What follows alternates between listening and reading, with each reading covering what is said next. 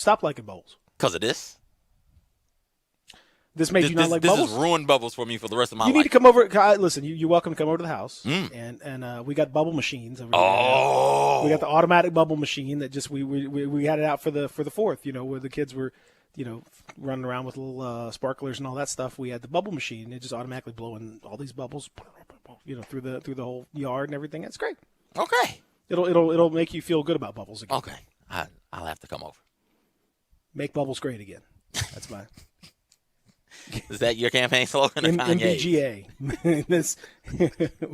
Because Bubbles, I agree. Bubbles have had a little bit of a rough go. Mm-hmm. It's been rough for Bubbles.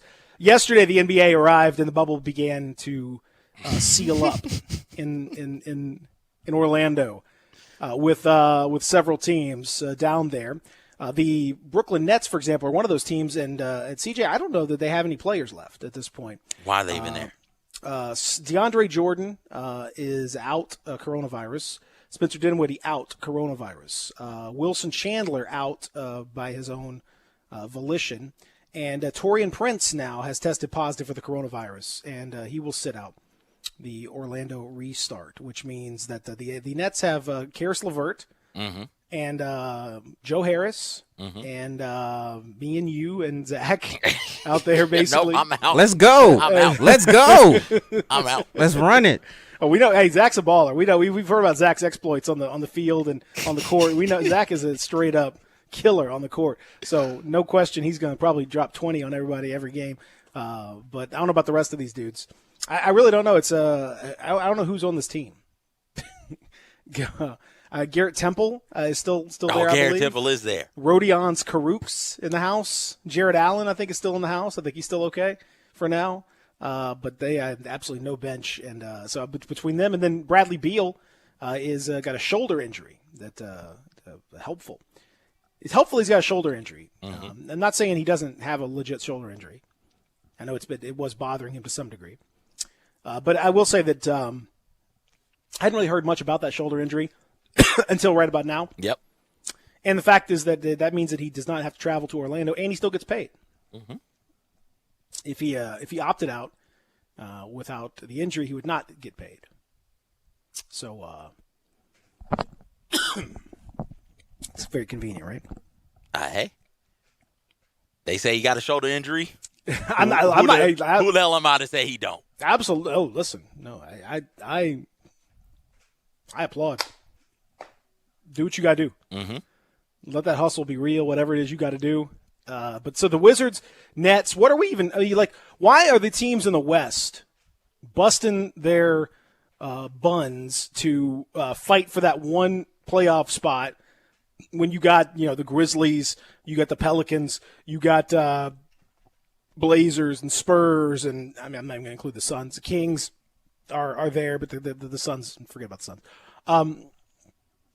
Those five teams are fighting it out for that eighth spot, and then that spot in the ninth spot in the play-in deal. And you got teams in the East that are just falling like one of those teams got to make the playoffs. Mm-hmm. Nets, Wizards, the Wizards probably can't make it because they're 6 games. I don't even know how they're going to mathematically make it. The Nets are going to make it, but whoever plays them in the first round, that is essentially a bye. I mean, you can't. It's like when the Grizzlies, with the Spurs played the Grizzlies that year when every Grizzly was injured and they lost 17 of their last 20 games in the regular season and still somehow made the playoffs and got absolutely thumped in 4 games by the Spurs. It's just what are we doing? Like, they don't need to be down here for this. No, and we know why they're down there. They're trying to recoup as much money as they possibly can in TV deals. So the more teams they have down there, the better chance the more money they can recoup. You got 22 teams down there, you get more money as opposed to having 16 or 18 or even 20. And why I felt like when we were initially talking about how the NBA should do this, the restarting of the league, why I felt like you just do away with the conference affiliation.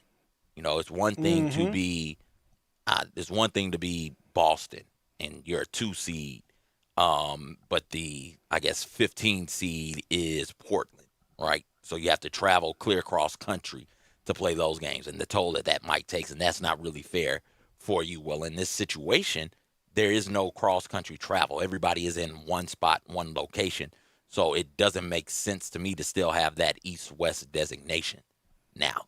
So if you're going to restart, I felt like take out the East-West designation and have a plan for the last 4 spots, I think, and see what comes of that. But the NBA decided not to. They decided to do it this way, and now you're seeing a very real possibility for later on in the bubble. Where right now, it's kind of funny. We can poke fun at it. The Nets are down there with 2/3 of their roster. Nets are down there with 10 people, I guess. And that's one thing for it to be them. But when you get into the playoffs and the bubble bursts, and a team has a situation like the Nets have right now where it is 3 or 4 players in the second round of the playoffs, or God forbid in the conference finals, NBA finals, we're not going to look at that as a legitimate playoff run. We just aren't, because especially first round of the playoffs, you're out 14 days automatically. Boom, that's 2 weeks. And then you got to get back into basketball shape because you can't train. Now you got to get back into basketball playing shape, which takes another week and a half. Now we're looking at a month off for a player who's come down with coronavirus. That's not going to be something that we look at as your typical postseason run. This is not going to be felt the same way. This is not going to be one of those things where you look back on it like, okay, Golden State had injuries last year, or Oklahoma City had injuries, or the Memphis Grizzlies when they had their injuries in the playoff run. No, because that was 1 or 2 players. This is not something that injuries are not something that are contagious, that can bounce from player to player, that can bounce from player on team A to player on team B. None of that. So when you have this coronavirus injury report list, if you got 3 or 4 players on it, man, we're going to look at that and say, this isn't right. This isn't right. If anybody wins the NBA Finals outside of the Lakers, the Clippers, the Bucks, and I'll throw the Celtics in there, maybe even the Raptors, we're not going to honor that as a real champion. We're not going to believe that the Dallas Mavericks would have won a championship had the season played out and continued the way it was going. We're not going to believe that the Houston Rockets or the Philadelphia 76ers are champions in the same way that we think of the Golden States or the Cleveland Cavaliers or the Chicago Bulls. We just aren't. This is going to feel so strange, so weird. Well, I think it's there's a possibility. I've seen people try to push it off as if like this they're going to be even better champions because it's a harder thing to be the champion in this circumstance. And I suppose that to some degree that's true. It is certainly different and it's difficult in its own right. I don't know that that's going to make them a better or more worthy or whatever champion. I think it's going to be a very special. If the championship happens, fingers crossed that it does, it will be a very special championship. But I think it will be, sort of on its own. It will be where you can't compare it to any other championship. It will you'll call yourself the champion, and I suppose with the fullness of time, you will be able to just sort of meld, assuming that we get all this cleared up and get back to some kind of normal in the next few years. 50 years from now, you'll look back and say, oh, they were the 2020 champions. And you probably, future generations probably won't delve too deeply into it, maybe. But for the foreseeable future, it's going to be its own thing. You're going to have, the Warriors won the title in, whatever. And, the Spurs won the title here. And, the Raptors won the title here. And then there was that year where everything was crazy. And the Bucks won in a gym in Orlando, and we kind of put that to the side. And then back to it's just going to be its own thing. I don't think it's going that's necessarily better or worse. I think it's just unique. In the same way you talk about the Olympics when the USSR boycotted or when the United States boycotted the Olympics. It's just its own thing. It's different. You have to note the circumstance. It doesn't make it more or less valuable. It's its own thing. And so whether that's good or bad is entirely up to you, I suppose, how you look at it. What is good or bad also is the meal. Troy Daniels. Did you see Troy Daniels' meal? What? It sounds great. The menu. You got to say the menu sounds great. Oh yeah, they they definitely dress that menu up. I mean, the menu looks spectacular. But I would say now a couple things here. Number one is that apparently there is the quarantine. This is the 48 hours when you arrive and you're initially quarantined. You have a more limited meal, and then apparently the meal options are better later in the week. That's number one. Okay. Why are they trying to starve you when you get there? I don't know. Okay. But the what it says was fresh garden greens, arugula, watermelon, pickled red onions, goat cheese with raspberry vinaigrette, tomato and mozzarella caprese salad, Italian grilled chicken with natural jus, white fish with tomato and dill topping, Parmesan polenta with sun-dried tomatoes, pasta with impossible bolognese sauce, roasted summer vegetables. Sounds delightful. All of that is supposed to be on there, correct? I don't know. I don't think all of that's supposed to be on there. I think because you've got obviously the salad option is there. You have two different salad options, it would appear, and then you have two different. It looks to me you have two different salads, two different proteins, and two different vegetable sides. Okay. Kind of thing. That's what it looks like to me. So you could pick the garden greens salad or the caprese salad. You could pick the grilled chicken or the fish. You could pick the polenta or the pasta with the impossible bolognese, which is the vegetarian or the non-meat, the vegan meat substitute thing. So it's a vegan meat sauce. Troy Daniels posted his, and it looked as though he picked the garden salad, and it just looked pitiful. Like just a bunch of garbage in various little containers. Had 3,000 containers, and they all looked like they were full of nothing. And it just, ugh. And then Chris Chioza posted his the option, the chicken, what appeared to be the chicken and natural jus, a.k.a. chicken and nothing. It looks as though it is just a floppy, pale chicken sort of breast thing. I think it's a breast, looks like. Come on, man. And then like just a glop of potatoes, like just nothing happening. Looks like somebody just took the old ice cream scoop into a big potato thing and just plopped some mashed potatoes right down there. And some dry penne pasta that has nothing on it. I presume that the bolognese is in another container, maybe. I don't know. But it just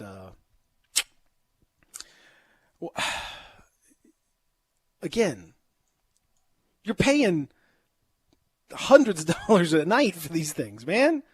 These meals are $60, $70, $80. And this is way better. The MLS guys are saying we're begging for this meal. This meal would be the greatest meal in the MLS bubble by far. Like, this is a chance for you, Disney World, to showcase why you're the happiest place on earth. Not serving meals like that. Not hitting us with the unseasoned chicken patty with the scoop of just regular ass mashed taters and red onions, just a little container. If you watching on the video stream, little container like this of red onion, where you look like you cut a red onion into eighths and then took one of those eighths and cut it into halves and put it in a little cup. No, it can't be this. Not at Disney World. Not at Walt Disney World. Disney, his body's rolling over in his grave. His head is doing something else, but his body is rolling over in its grave. Like, this is wild. I'm paying $65 for this? I can't go nowhere to get nothing to eat. I'm going to the back door of the bubble to go get me some food. I can't live like this. I'm a grown-ass athlete. I can't be eating this nonsense. A lot of players have asked the question already, and I certainly will agree with it. LeBron's not eating this, is he? LeBron is not. No. LeBron is not eating this meal. No, LeBron is not eating this meal, right? No. Giannis is not eating this. No. Right? Are they gonna bring chicken from the back door of the bubble? James Harden is getting chicken wings imported from his favorite club, from his favorite gentleman's ballet. Yeah, I mean, James Harden, I don't know how he's going to get his entertainment in the bubble. Back door. We worry about all He'll that. be going through the back door like everybody else. I guess so. Probably not the first time. I mean, hey.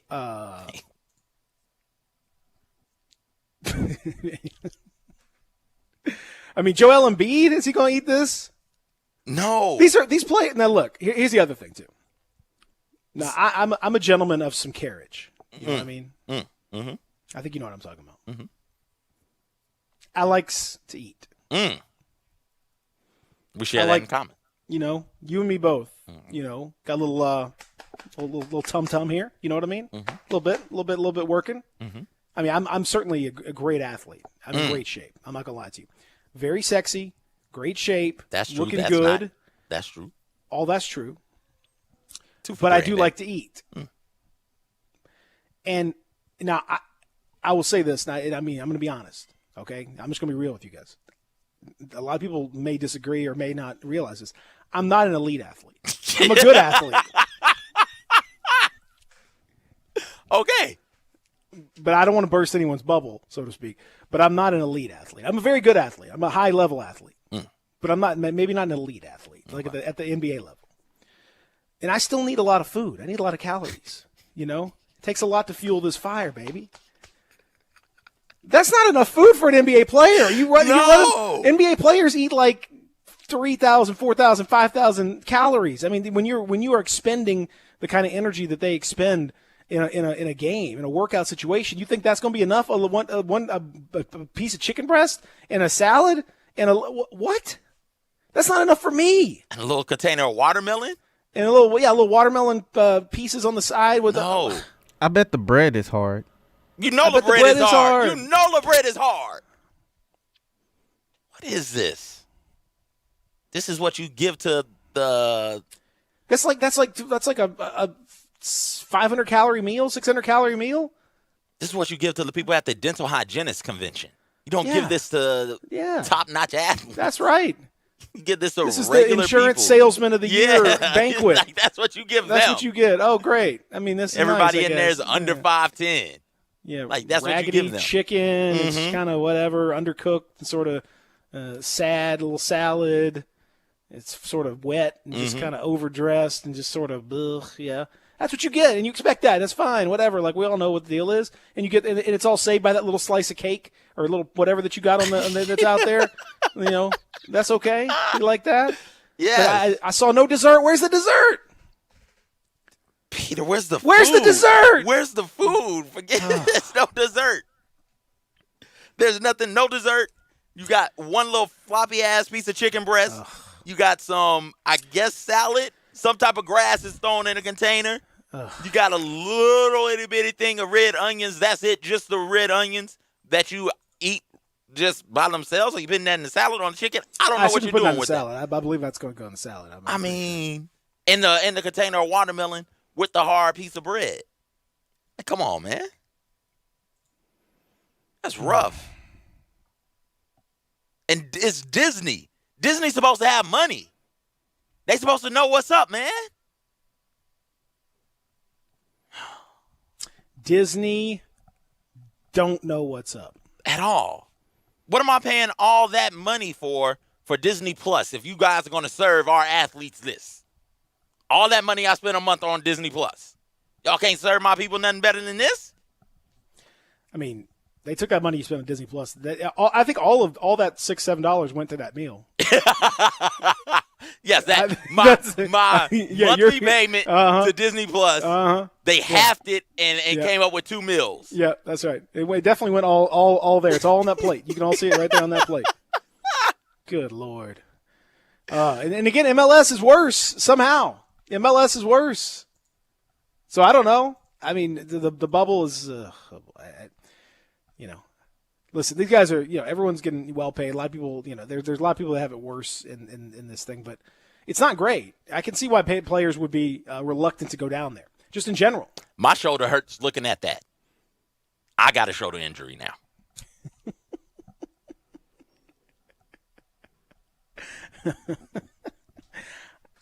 Man, LeBron. And did you see the Lakers?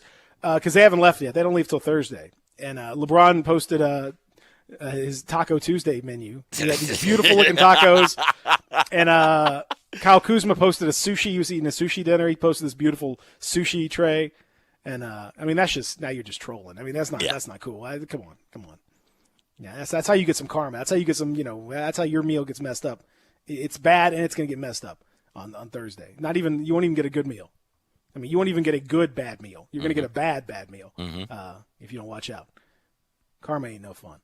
All right, well, we'll talk about that. We'll talk about the actual games themselves. Evan Barnes coming up at 9 o'clock. Rob Fisher 9:30. Lots to get to on this Hump Day. Breakup songs Wednesday. Your Real Sports Talk, Sports 56 96.1 87.7. Spend your lunch with Greg Gaston. Well, What? I almost broke everything, but I'm okay. It's all right. Everything's okay. Everything's good. Bow, there that wheel goes. If you're watching on the stream, Yeah, if you check that stream out, we're on Bada Periscope, boom. YouTube, Instagram. right there. Can I adjust it? There it is. Oh, I got. Oh, we know. Oh, rarely do we get to see the full wheel. Yeah, It's we got exciting. we got most of the wheel in there. You Okay, can deal with all the right. glare a little bit. I can Give see it it. a- I can see it. Oh man. Okay, so we still got relationship advice. It's with- never with going. Zach. It's never leaving. Look at that Boy, I beautiful hope spin. It's a nice spin right there. Look You at really have you been on the juice, man? You've been spinning this I thing don't hard. know, man. This is remarkable. This is This like thing goes 15 like- seconds of spin, and you it know just it's got spin- some backspin. It's going back. Oh, it's definitely going back. Oh. We might. Oh. We're Oh. not going. Oh. It didn't backspin. It didn't backspin. This one has been on there for a while. Okay. I don't know if we've talked about this. If we've talked about it, my apologies. We can spin it again if you would like to. What?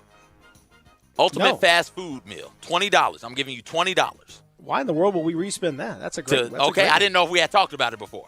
$20. No. You got $20 to spend, Zach, Peter, listeners. $20 to spend. You have to spend all $20. We're not going to account for tax. So it's a Brewster's Million situation. Got to spend all 20 and make your ultimate fast food meal. Not casual dining, not fast casual, fast food. Like be able to go in, get it, and bring it right out. So this place has to have a drive-through.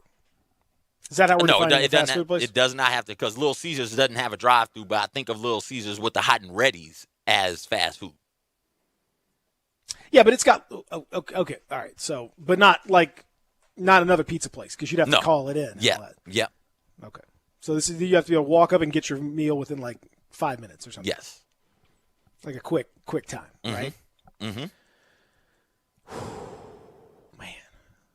Now Zach. I mean, what? Zach isn't going to be able to do this. Yeah, I don't know if Zach's going. I don't know what Zach's Zach contribution is is like, going to be on this one. let me get 30 oatmeal raisin cookies. Zach goes into Subway and just goes crazy. Give me the veggie sub and 100 cookies, and I'm good to go. I don't know how much those cookies cost, but now, as for you and I, okay. So ultimate fast food meal. Yes. Can I go? Do I have to do now? Or can I go back in time at all? Oh, I didn't. I never thought about that. If you would like to go back in time, because I'm curious as to what this would be. Okay. Yes, go back in time, but you got to have the price because you can't go over the 20. All right. Yeah. Okay. So I'm gonna have to look up all these menus and like find the exact price of all these items. Is that what we're doing? Mm-hmm. I'm assuming like a wing place doesn't count, right? No. Okay. All right. Boy, I got to think about this for a little bit.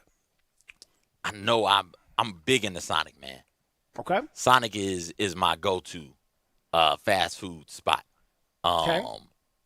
And so if I can find some way to get the chili cheese dogs and the chili cheese fries, like that is it. Maybe even throw in some mozzarella sticks. But yes, How much are they? I'm thinking like for a chili cheese coney, a foot long, quarter-pound coney, it is, everything in me wants to say like $2.89. Well, I mean, there's no way we could possibly find that information out. No, I'm trying to find it now. Actually, I mean, there's just no way. It's just couldn't. There's just not. It's not. I'm out on. there. This is the thing that annoys me about some of these restaurants, man. You get on their website and they show you the menu item, but they don't tell you the price because they don't want to discourage you from coming there. They want you to order it and just pay for it without looking at the price and being like, you know what? Nah, I don't want to do that. And also, I have to say, sometimes they have different prices at different markets too. You know, that's the other thing. Is sometimes it's a little more expensive in some area, but not the other. So go ahead. I just like just thinking about Sonic and some of the other versatile restaurants I like. I really like, Jack in the Box. As far as fast food burgers go, like Jack in the Box is the burger that I can eat. Chili cheese coney, this can't be right. It says it's $2.05. Okay. Oh, we're gonna go with that price. I know I'm getting over there, but that's $2.05 right there. Boom, for my chili cheese coney. Okay. And then the chili cheese fries.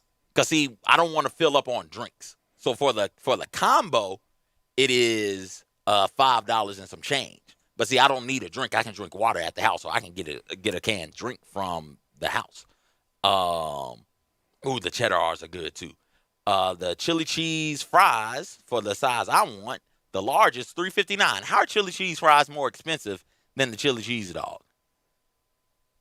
So there we go. So now I sit at $5.64. So that's what I got so far. Plus a $5 hot and ready pepperoni. So now I'm at $10.64. Oh, you're using it on a hot and ready pepperoni? Yeah. Oh, yeah. Come on. Yeah. Really? Yes. Is there a better way to spend Really? $5? Yes. On what? Almost anything else. That's there's. I mean, listen. Little Caesars is a perfectly understandable choice on certain nights, but they say it's hot and ready. They don't say hot and good. Okay. They say hot and ready. That's the key. It's ready. They don't say hot and tasty. They say it's not hot and ready and tasty. It's just hot and ready. Like, you want a pizza at that moment, and you got $5. Burn a hole in your pocket. Okay, go get it. It's hot and ready. Give me It ain't hot and good though. So you just know that going in. Give me a Nacho Bel Grande also. That's $4.19. So now I'm at $14.83. Now this $6 I got to make wiggle. I got to make this $6 shake because I do like the chicken nuggets at Mickey D's. But I also, like that burger at Jack in the Box. And I would like a dessert of some kind. Some cookies from Subway would be nice, or something like that. Okay, well, But I only got $6 left. I could get rid of that $5, and then I'd be straight. I could get the nuggets, the burger, and some type of a dessert.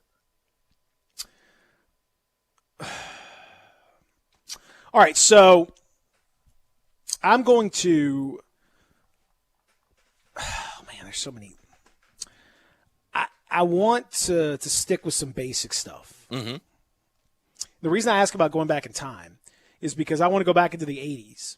Okay. And go get McDonald's fries from the 1980s, back before they changed the recipe. Back in the early on in McDonald's, they used beef tallow when they cooked their fries rather than vegetable oil or whatever. They used a beef byproduct, and so they had to change that because of the vegetarian aspect of it. It wasn't vegetarian and it wasn't healthy. Not that McDonald's fries are healthy,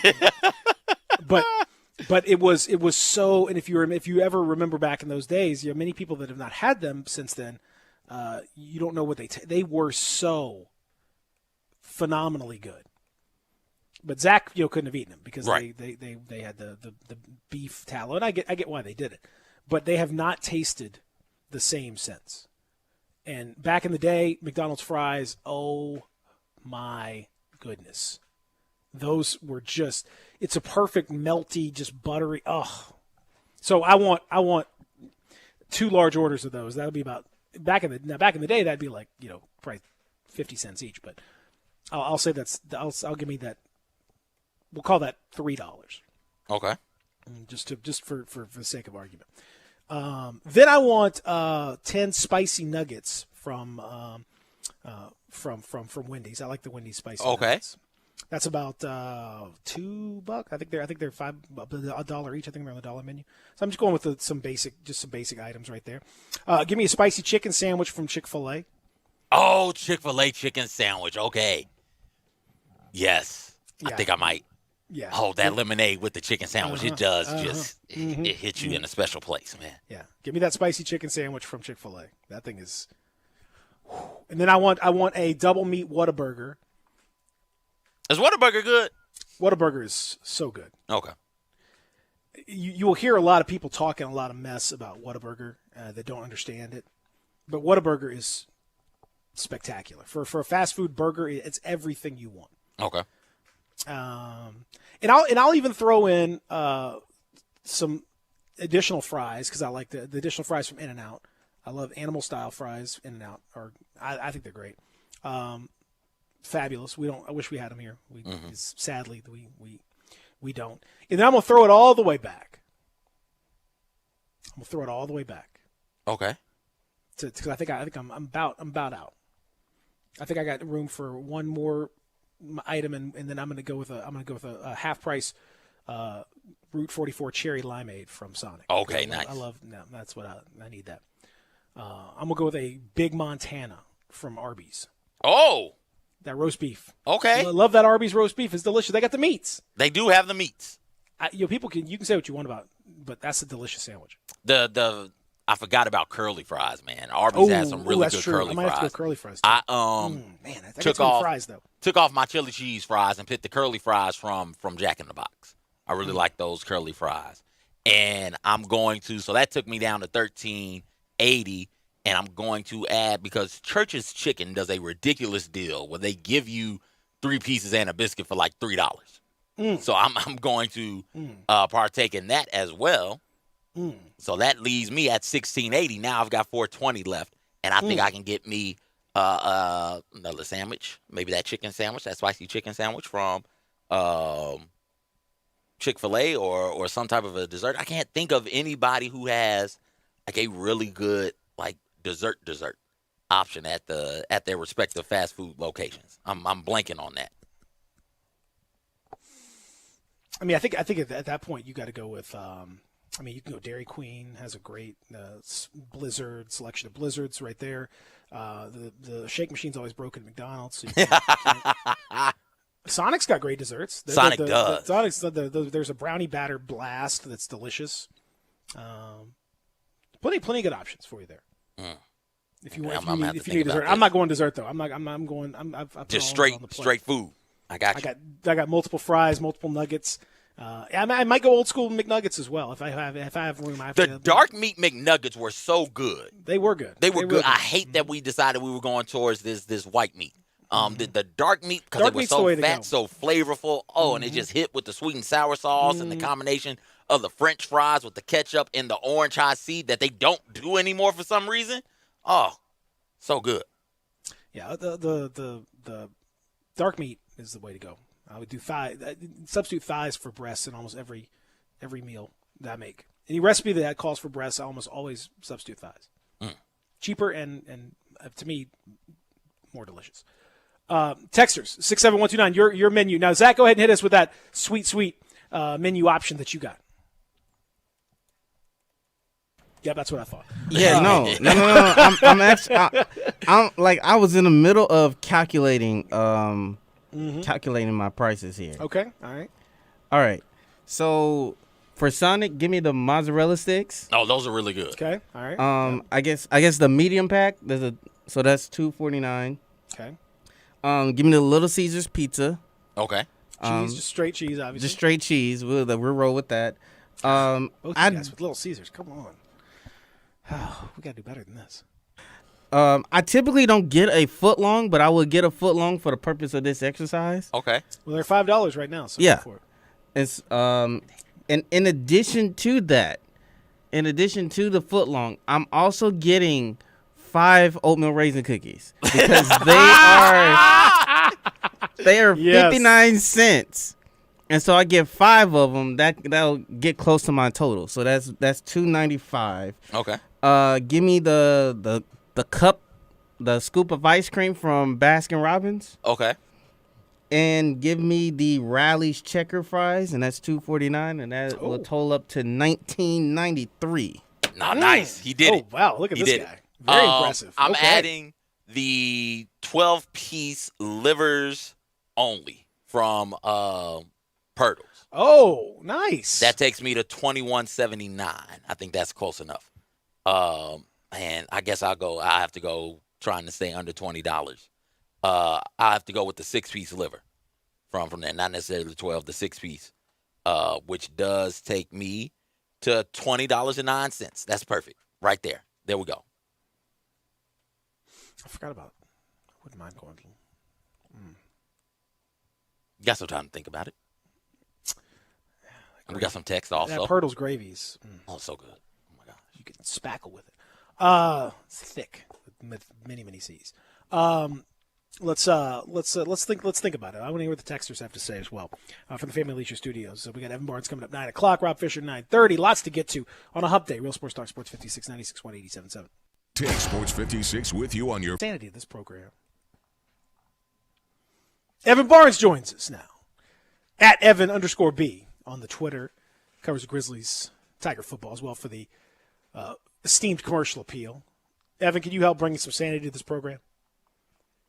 I don't know what I walked in. I thought we were going to talk about classic breakup songs and keep screaming about something. I'm like, what did y'all wake me up for today? What have I walked into? Oh, man. So it's there's a lot going on today. I love you guys, but I worry about y'all. I don't know what when y'all walk in that studio, I don't know, something weird just happens when y'all get in there. Some weird magic potion, I think. Something's going on. I don't know. Today we talk about breakup songs, Evan. That's our theme for the day. And so we talking about breakup songs. We're talking about some of the finest ones. We also happen to talk about your favorite fast food meals, favorite fast food out there. What's your favorite fast food situation? CJ suggested having $20 to spend. We're not going to hold you to that exact amount, but let's say your dream, you could pick and choose from any various fast food establishments that you've been to in your life. What meal would you pick? It's a good one because I don't eat that much fast food nowadays, and I kind of given up on most of it. But I'm partial if I have to go a fast food burger. Obviously, I don't eat a lot of burgers these days either. But burger wise, I'd go In-N-Out, or I'd go for a fried chicken sandwich at Shake Shack. Those are money. I guess does Popeye's chicken sandwich still count? Mm-hmm. The spicy chicken. Are we doing spicy chicken or just regular chicken? Oh, spicy chicken. We got to spice it up. All right, just making sure. So I thought so, but I want to assume. But I No, I would say that's probably my go-to fast food. I mean, I don't eat a lot of beef now, so probably go to Popeyes, get you a 3-piece, or get that chicken sandwich, or go to Shake Shack and get their fried chicken sandwich. That's bomb. So that's probably what I would do. But I did back in the day when I was young and reckless. I used to enjoy Jack in the Box's tacos when I was young and free. You can get two of them for $1. Yeah, two for $1. It'd be a great late night meal. We used to get that when we'd be up late studying in college. But as I've gotten older and my taste buds have gotten better, that's one of those things I'm looking like, what was I thinking? Well, I'd stop. Listen, my taste buds are, well established as wonderfully diverse and tremendously refined. I think I have a refined palate, I would say. But I still love. I still have a lot of love for late night tacos from wherever. So, in spite of my refinement, I would find restaurants around this world. But when I would travel to see my mom up in Nashville, there was a Jack in the Box. It was the only thing open 24 hours. I would get in about 2:30, 3 o'clock in the morning from undergrad. And I would swing by, get me 2 orders of the tacos, and get me the ultimate bacon cheeseburger combo. Make it a large, get the curly fries, and just knock it out. 3 o'clock in the morning, just sitting there living differently, man. Just like, Mama, I'm home. Yeah. Just why do you have all that food? You not sleepy? No, I'm hungry. Let me eat. I'll go to sleep later. You know what? My late night meal, something I would go to is back in the day. I used to go to Carl's Jr. and they had this double bacon Swiss sandwich that was really good, bacon, onion rings. I really loved it. But again, it's one of those things where you get older and you're like, ooh, I could probably make a better burger myself. Or I can get late night tacos and throw down on those. Because I used to do that when I used to cover high school sports. If there was a late night taco spot, get a couple tacos, come back home. Not too heavy, but man, would hit just right. That's the perfect thing. Now Evan is a man of the. Now what are we eating now? Are we making food at home, Evan? It sounds like you've got you've taken it to the next level. It sounds like you're dabbling in some of the finer things in life. Well, I mean, I just try to cook a little bit. Like yesterday, one of my friends got me a coupon for HelloFresh. Okay. So I got my first meals. I'm going to try this out because it was free. So I made some Szechuan chicken with green beans, which was really, really good. I absolutely loved it. It was really good. But, I'll throw down some salad. I'll throw down some chicken, a little bit of a couple of pork ribs every now and then to kind of mix things up. But, that's kind of what I go to, just try to cook and see what I can make in here and get creative with it. Have you thought about going down to Orlando to help Disney out? If I go to Orlando, I ain't helping nobody up but myself to my hotel room. I'm staying in my hotel. We've seen the cases in Florida. I am staying in my hotel room until I absolutely have to leave if I was to go down there. The Grizzlies are traveling down there today. They're staying in the Grand Floridian, which is where the Magic were. Saw a couple Magic players with the Instagram posts about what's going on down there. It seems as though Evan and we've talked to various players and coaches in the lead up to this sort of thing on the Zoom chats. Everybody seems to be in pretty good spirits, and as of this moment, everyone is expected to join the Grizzlies in that traveling party down to Orlando without any incident. I don't know, good fortune, whatever it is, but so far, knock on wood, the Grizzlies have managed to avoid the worst of the COVID stuff. Yeah, it seems like, to be honest, the Grizzlies seem to be pretty confident about the NBA's plan. I just wrote something today as a commercial appeal about that, basically how the players are, they're trusting the NBA, but they're also a little bit, concerned about, missing their families. I mean, Tyus Jones is going to be away from his new son. John Morant's going to miss his daughter's first birthday. Anthony Tolliver's, got 4 kids. Even Taylor Jenkins kind of talked about that a little bit. So I think there's always a little bit of a concern, and I think that's going to be, what they figure out when they get there.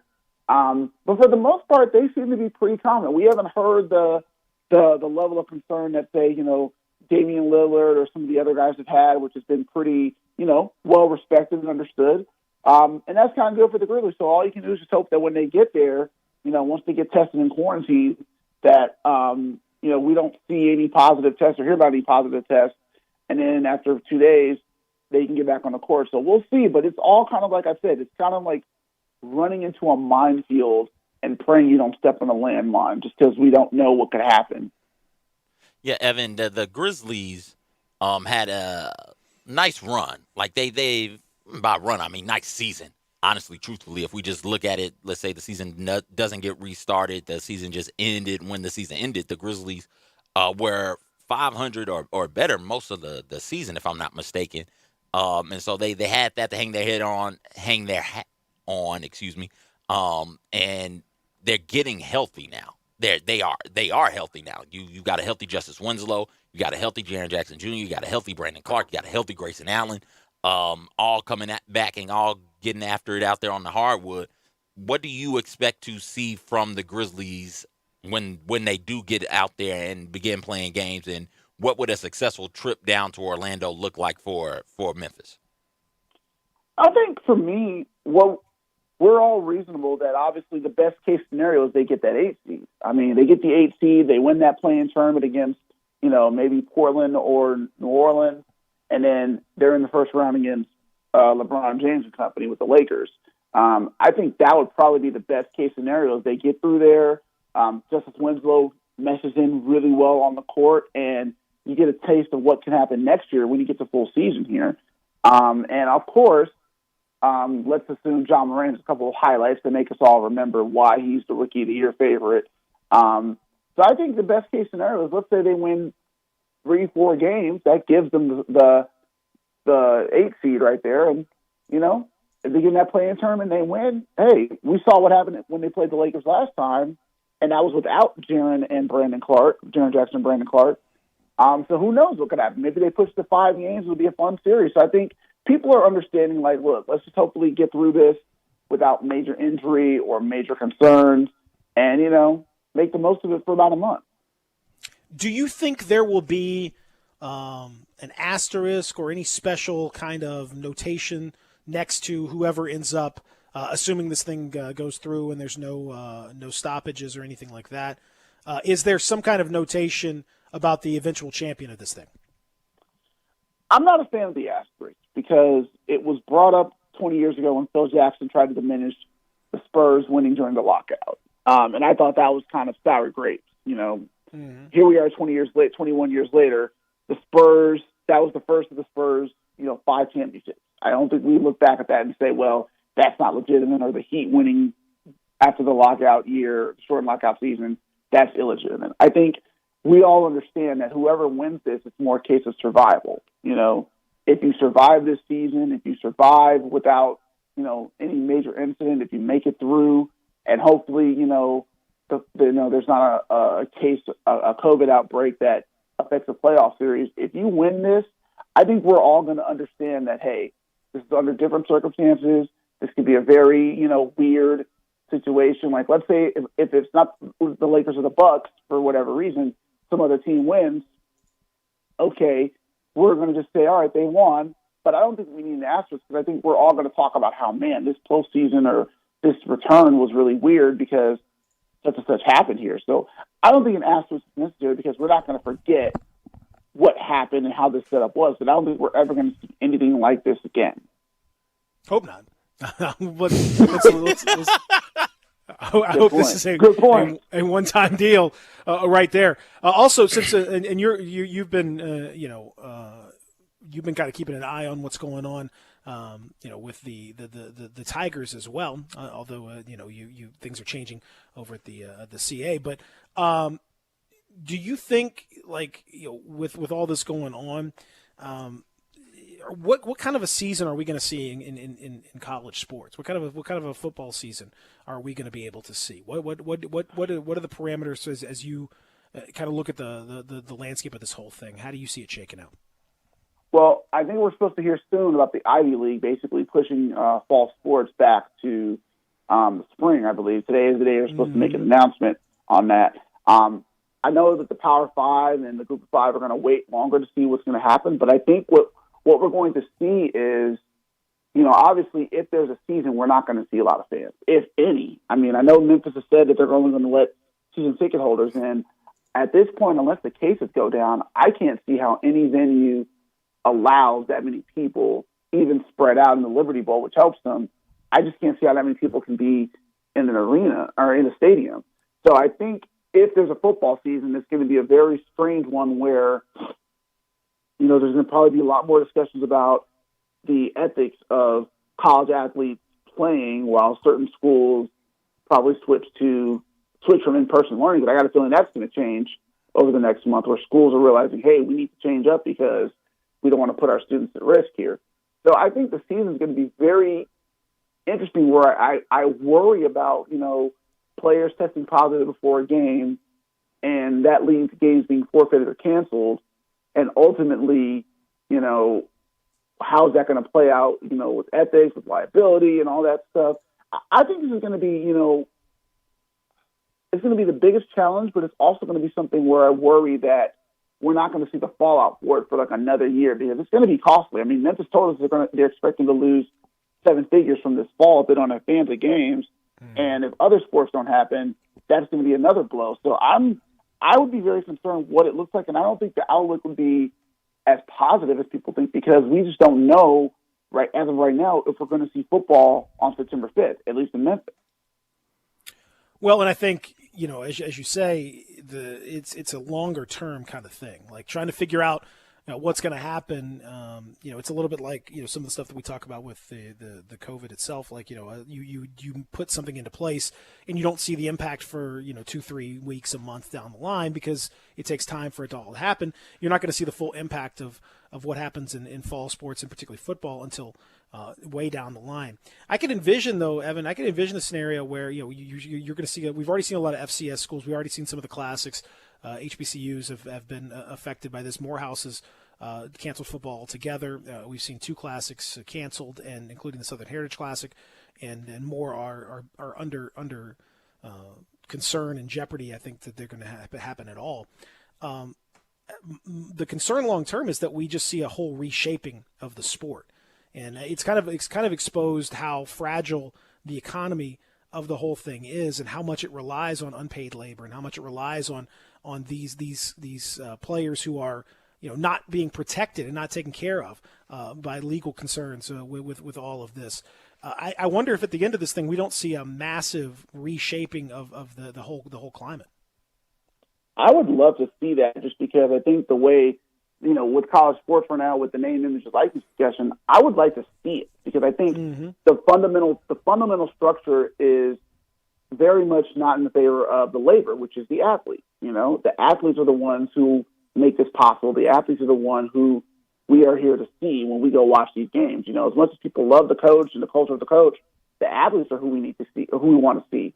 So I think there needs to be a fundamental shift. I just wonder if this will be the one that, makes it happen, because my worry is once the economy hits college sports and schools have to really tighten things up, I have a feeling there's going to be more resistance to say, well, we don't want to pay, college athletes because right now we're broke or we're struggling with cash right now. And of course they'll argue that, well, name, image, and likeness is part of outside endorsements or whatever. Well, as everyone's struggling with the economy, that money is drying up right now. So I worry that that's going to be something that is a casualty of this. So I would love to see a fundamental change, because when it comes down to the economy of things, maybe we look at, okay, not to say that college coaches don't deserve the money they're making, but let's look at, how much they're making, maybe look at some of the salaries they're paying some other people. How can we readjust this so that way, we take care of our labor? But again, that would require a huge fundamental shift that I don't think the powers that be want to get to. But when it comes to, but just in general, the business of college sports as we know it is going to change dramatically, because you're going to see how much money comes from football. And there's going to be some tough decisions. We've seen some programs have to cut, baseball, softball, soccer. We're going to see more of that. And I worry what that's going to lead to for kids who want opportunities to play in college sports. So don't be surprised in a year, kind of like how, we discussed 2021 football season, and we see a lot more sports that aren't around because of the fallout from COVID-19. There's going to be a lot of fallout. Last question, Evan, back to the Grizzlies. It looks like a fully healthy group, and maybe even healthier. There's the slight possibility that maybe even a guy like Grayson Allen could get into the mix somehow. Jonte Porter's going to travel with the team. I don't know if he's going to see any action, but he's certainly going to be part of it. When this whole thing is together, do you see the starting lineup? Do you slide Justice Winslow just right into the starting lineup and go from there? Do you put him in off the bench? How do you put this group together if everyone's healthy?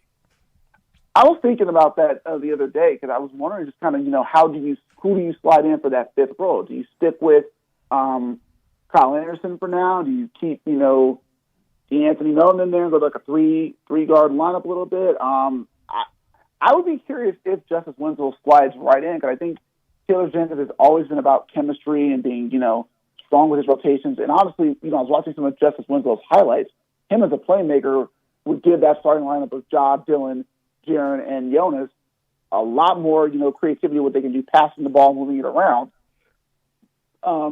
So I'd be curious. I'm not sure, but I wouldn't be surprised if you see Justice Winslow maybe in the starting lineup for a game, kind of experiment a little bit, because he hasn't played in over 6. His last game was in January, so I think I'd be curious to see kind of how he fits in. But I wouldn't be surprised if Taylor puts him out there for one game just to see kind of how it works. But I also think he could also go back to bringing them along slowly. But again, I think it all depends on 5-on-5, and that's what Jenkins told us. But wouldn't be surprised if Justice got a start or two.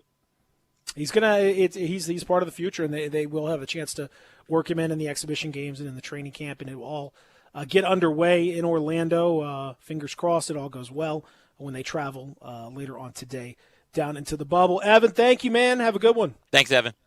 Appreciate you guys. Love y'all. Love you too, buddy. Love you too, Evan. At Evan. Has anybody ever told us that they loved us? I don't think so. But that's nice. I appreciate that. That hit me. That was special. I like that. Thank you, Evan. Have Evan back on more. Mm-hmm. That was nice. Yeah. Nobody. You could tell he meant it too, and I appreciated that. That felt nice. I think we should do that more with guests. Yes. But only if it's meaning. Only if it's like Evan's special. It has to be meaningful. It has to be real. Okay. I can do that. I don't get told I love you enough at home anyway. So. Oh, man. Oh, little subtweet there, a little. Is Courtney listening? No. Well, that means she is listening. All right, Family Leisure Studios.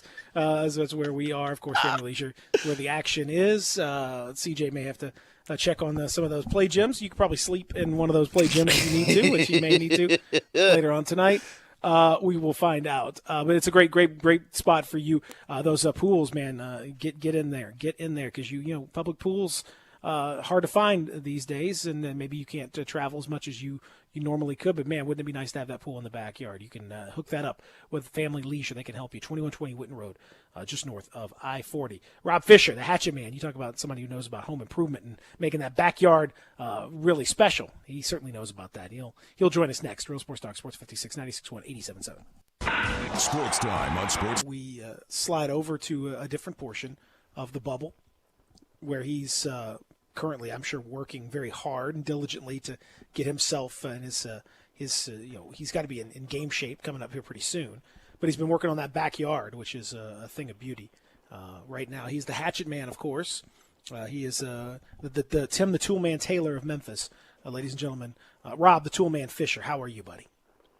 I'm great. Couple of things. One, next week, hump week of hump month, it's my birthday. So Oh my goodness. Well. Big week. Big week. Hump week is Fish's week. Hump week of hump month. Hump week, hump month. Is it all hump day? Yeah. Is it actually the 15th? I don't know. I don't know what it's I don't know what day of the week it is today. I believe it's Wednesday because we're speaking. Today is hump day, so it's Wednesday. Yeah. It's for sure. It's hump day, so we know that much. Yeah. What date? What is the number of the day of your birthday? The 12th. Okay, the 12th. So that's Sunday. That's Sunday. That's the beginning of hump week. That's right. Yeah. It's not hump day of hump week of hump month, which is the humpiest day of the year. Mm-hmm. That's coming up next week. But for now, it's excellent. And happy early birthday to you. Since we won't talk to you until after it's all over. Hope maybe you plan celebrating in that beautiful backyard. Well, still a lot of work to be done. It's the heat has slowed down the process a little bit, and a little bit of an injury as well. Oh no. Yeah, it's unfortunate. I don't know if you've ever heard of it, but I have what's called shovel elbow. What? Kind of like tennis elbow. Oh, okay. But with the tool being a shovel instead of a tennis racket, I got a little shovel elbow. But wearing a sleeve and fighting through it. It's crunch time right now. We gotta fight through it. And when you're a competitor, you do what you can, man. You do what you can to show up every day and be out there and build stuff, The word is that Dipty's had to take on extra work as a result of your elbow injury and your inability to be at 100%. Is that true? No, that's actually impossible. Because she cannot take on extra work because of all the work that I leave her with to begin with.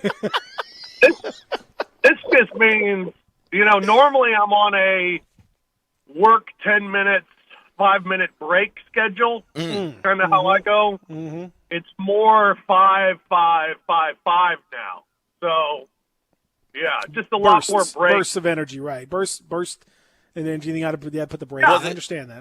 Was it kind of like hockey shifts. Almost like hockey shifts. Okay. Yeah, I don't know exactly what you're talking about. I'm very familiar with the shifts in hockey. Absolutely. You got all the various lines to go out there, the diagonal line and the horizontal line, all the lines, the vertical line. Yeah, I'm aware.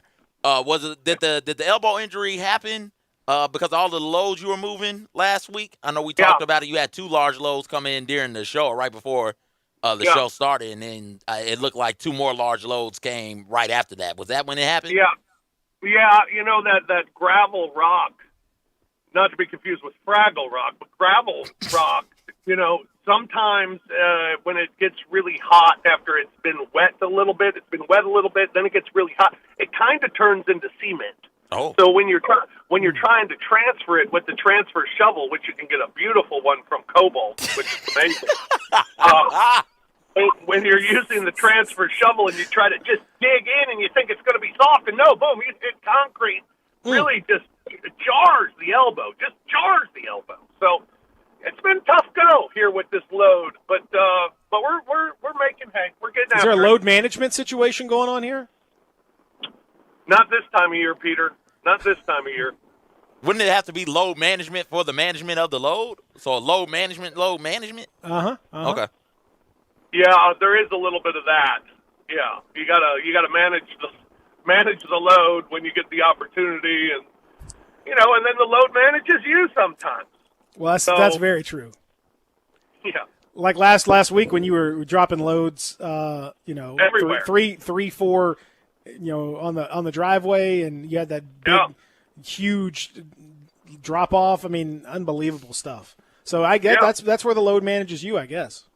Yeah. I mean, it just happens that way, and just got to be aware of it. You just got to fight through it, and just got to keep going, man. You just got to keep pushing forward, and that's what we're trying to do, because I got some other stuff coming up here at the end of the month that Yep.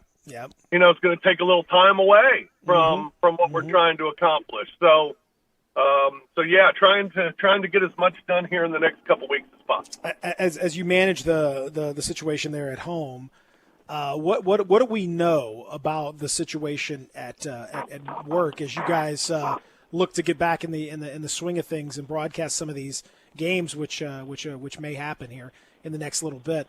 What do we know about how this is going to go? Peter, to be honest with you, nothing. I mean, we know. Okay, all right. I mean, let's do it. We got a meeting this week because I think it's still all trying to be figured out.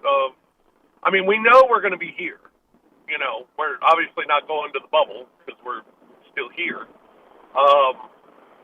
So we're going to be here. It's just I don't know if it's figured out yet, and I haven't really asked just because I know everybody's kind of scrambling, busy, trying to figure out how it's going to work. So maybe they do know by now, or at least maybe they have a plan on what's going to happen. But I think it's still a matter of where the broadcast is going to take place. Will it be in a studio? Will it be? I think there's a possibility it could be courtside. Just for the comfort level of being courtside inside an empty arena. So I don't know. I don't know exactly how it's going to work. We're going to have a pregame show like normal, with the exception of no people behind us walking in the grand lobby at FedEx Forum. We'll have a postgame show like normal, but everything in between, it's not going to be normal. And I don't know exactly how it's going to work just yet. I do know we're going to be doing the games, and we'll have to figure that out. But still a lot of things to be figured out, location being one of them. What about pregame interviews with coach? What about in-game interviews with assistant coaches or post-game interviews with players? Trying to figure out how those things are going to be done. I go back to this every week. When the NBA made their announcement, we were kind of upset that what are they waiting for? Why is it taking so long? I think there were so many things to figure out, so many things to discuss, and as we go along, more questions come up, that it gave the NBA a lot of time to just do it right. So we still got a few weeks to go. So I think, right? A few weeks? 3 weeks? Yeah, like about three Three weeks for the from regular tomorrow? season. Yeah, 3 weeks from tomorrow would be the regular season start. If all goes well, a couple weeks until the exhibition season starts. Yeah, so I think we're close, and I think we're getting there, and I think that time has really helped everybody kind of answer the questions of how and who and where and those things. I think this has given us a lot of time to do that. So I just can't wait till games start. I know it's going to be weird. Someone asked me the other day, what do you think it'll look like? And I said, well, you'll find out just as soon as we do. There's no practicing for it. So I don't know. I don't know what it's going to look like, but I think we're all looking forward to just seeing it. Well, and it would be it's going to be, no matter how you do it, it's going to be weird. There's no way for it not to be weird. Just that's the nature of where we are right now. All sports are weird when you watch them play right now. It's all odd.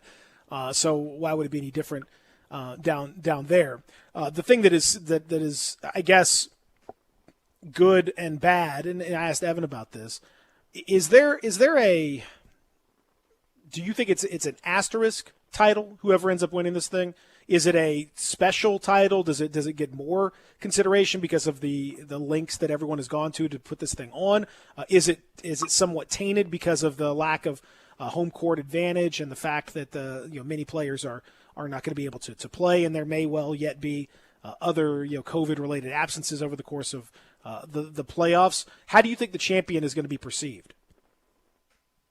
Well, I think the only asterisk that's really needed is an asterisk saying that it was a shortened season. That They ended up playing however many games these teams end up playing, and I think that's the only asterisk. I mean, you played most of the season, and then this situation, and the asterisk would say you played 70 games or 70 1 2 whatever because of a COVID-19 pandemic. I think that's the asterisk. As far as the title itself, I don't think it'd be tainted in any way.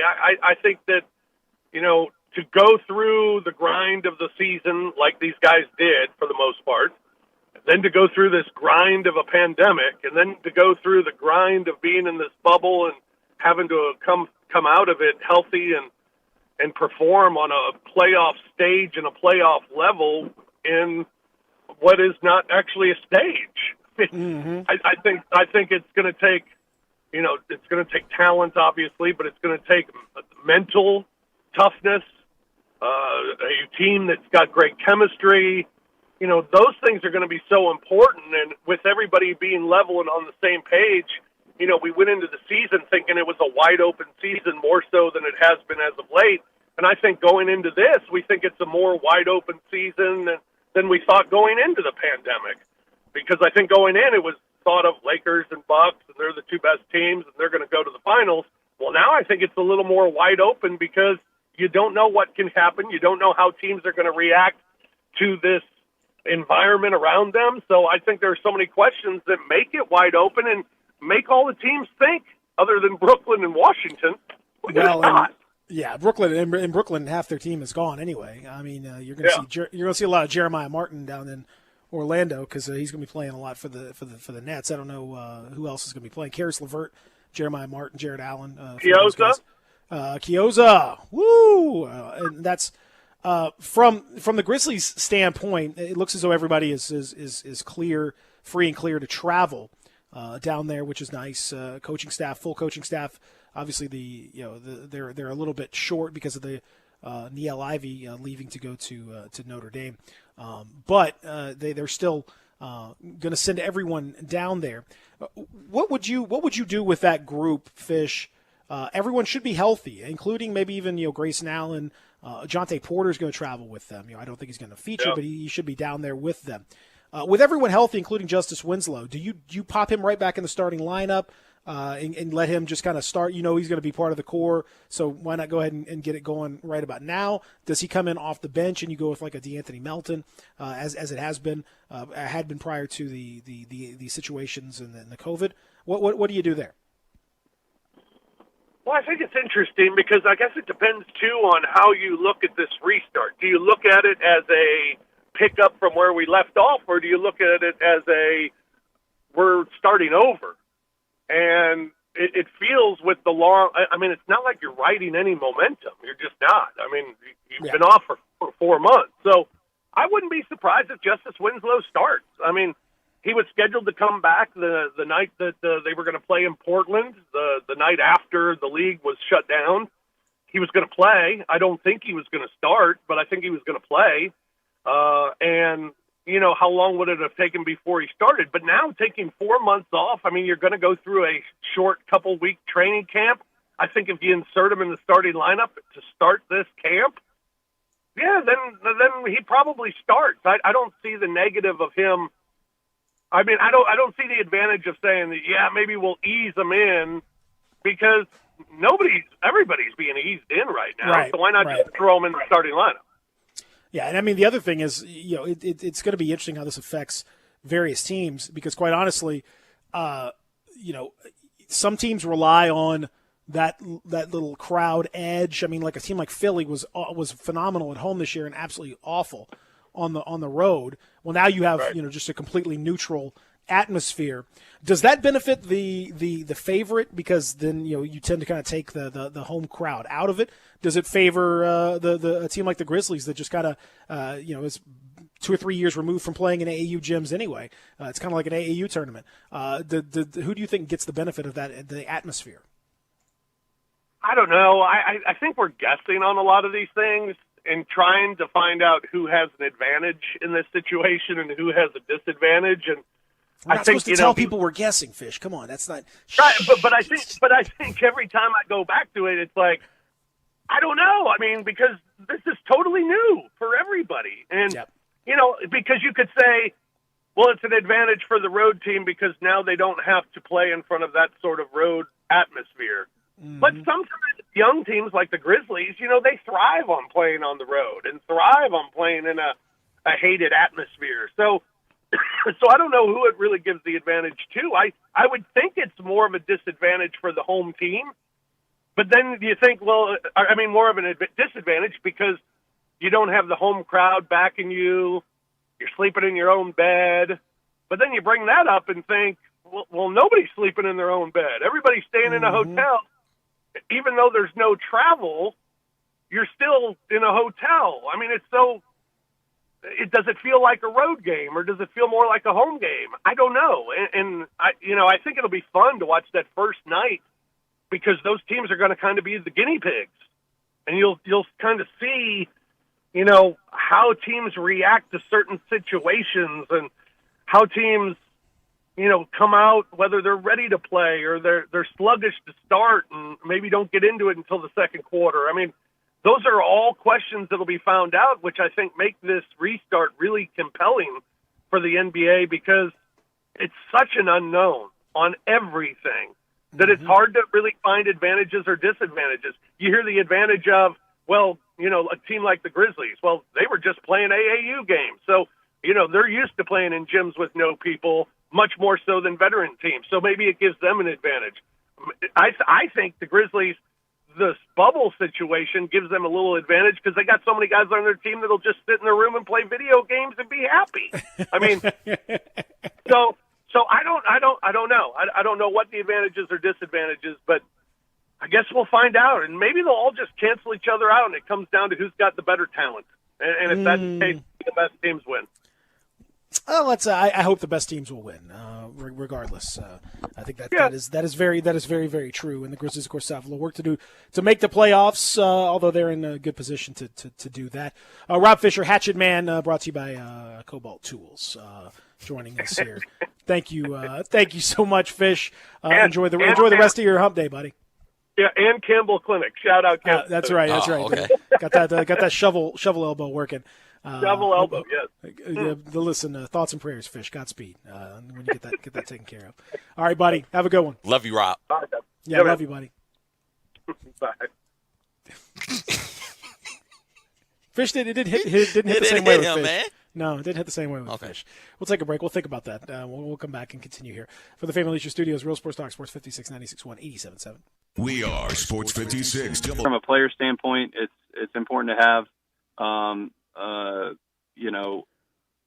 tune up, so to speak, but at the same time, you see a lot of guys sit out preseason, so I don't think it's necessary. At the same time, a lot of guys, it's just a preference thing. Now, from a evaluation standpoint, I know coaches and personnel appreciate it to be able to evaluate players in game-like situations and stuff like that. And so I think you would see it would hurt the incoming class of undrafted free agents, late round picks, wouldn't necessarily get the time that so many people covet. I know when I was coming out of Tennessee, my main goal wasn't even necessarily to win the job right away. It was, I need to get to a preseason game in order to get some film so that, teams can look at me down the road and be able to hire me during the season. And, unfortunately, just the unfortunate circumstances are that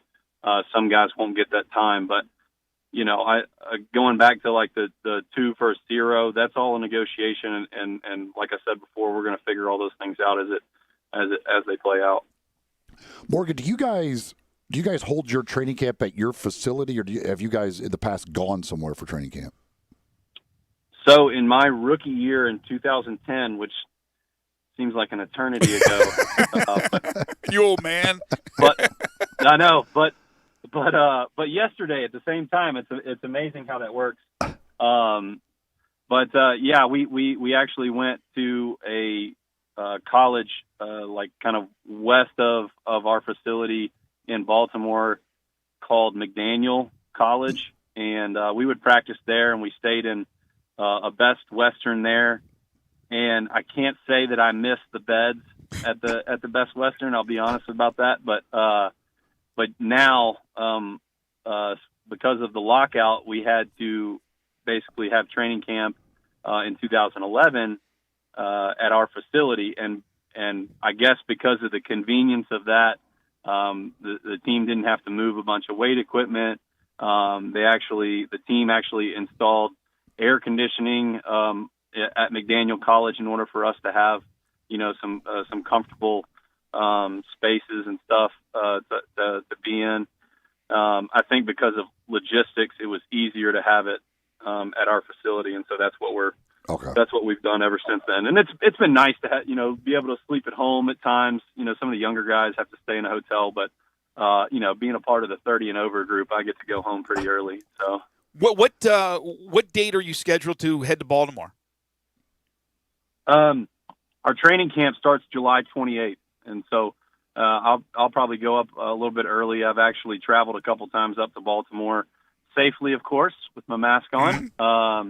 And snap to Sam and Justin, my punter and holder and kicker, and we've gotten some work in just to kind of, fine tune. Normally we would have had 9 weeks of work already, and so being able to.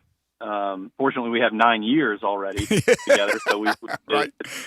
It's nice. It's nice that we have that, but just kind of getting back up to Baltimore and being ready for training camp. I'm training right now, like we're starting, week 1. So I don't think anybody else is approaching it any differently, and we just kind of, as players, just let it play out how it's supposed to. But I know every guy that I know that I'm close to is training as hard as they would under normal circumstances. When you're training right now, like how much of that is like actually snapping the football? Like what's your training program? Yeah, so I actually do a lot more lifting in this time, and going back to what I said before, I train with David Allen at NBS Fitness, and one of the approaches we have that he's kind of taken with me is during the season I have a lot more like snapping workout. I'm doing my football workout and I'm supplementing it with general strength during the season, meaning I go in for a full body lift two times a week during the season, led by our strength staff up there.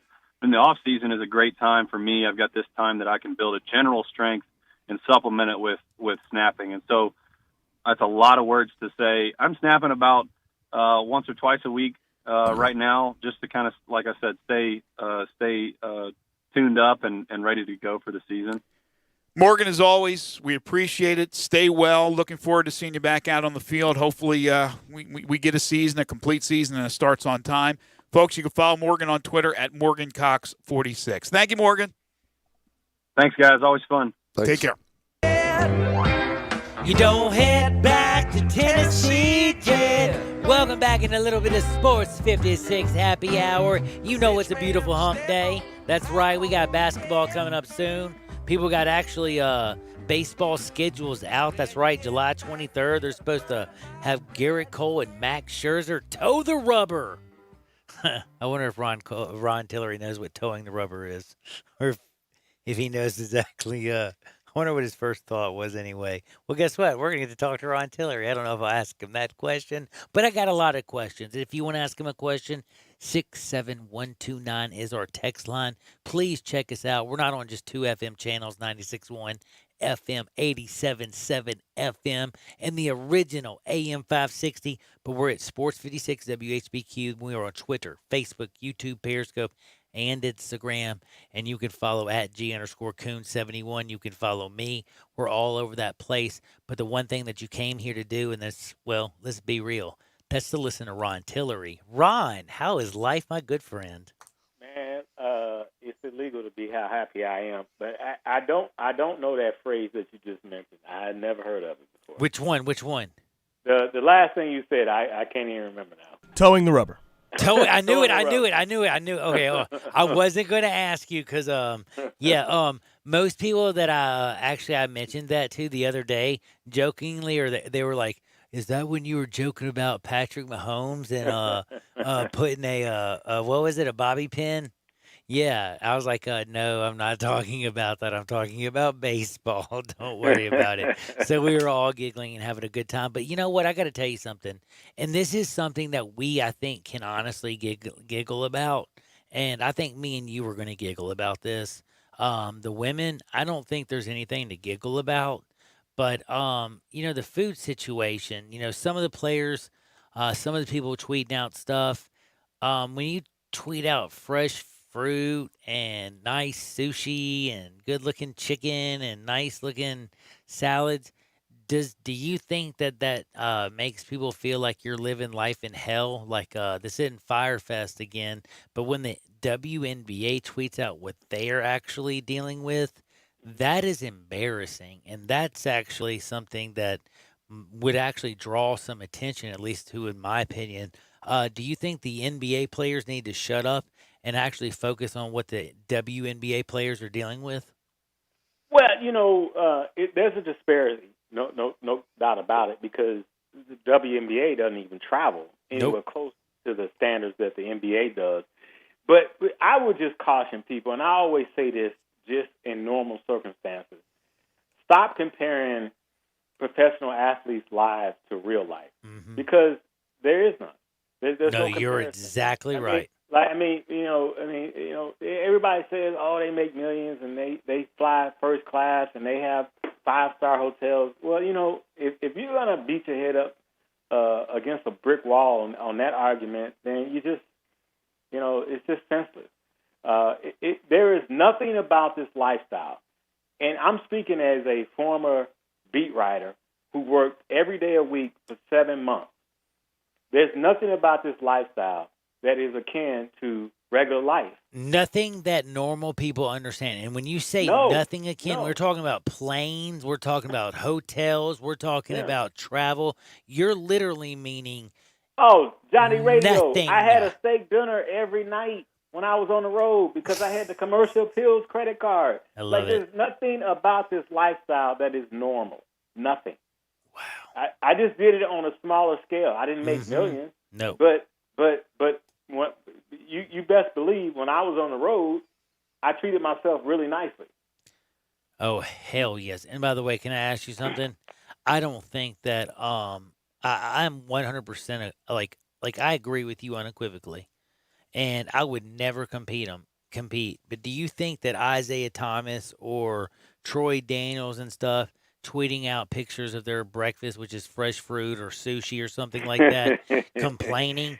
Do you think that doesn't, does that not sound kind of tone deaf? Like, if I was in there, you know what I'm tweeting about?